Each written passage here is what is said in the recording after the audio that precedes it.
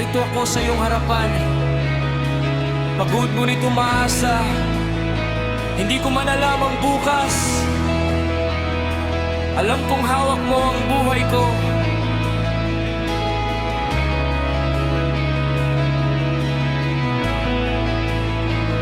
Sa bawat araw na ako'y naliligaw, iyong tinig ang aking gabay.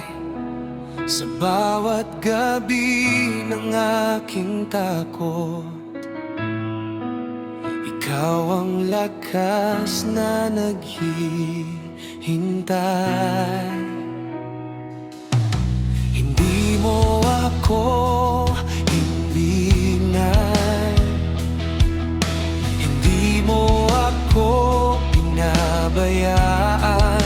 Sa bawat hakbang ng buhay, ikaw ang kasama ko. Kapag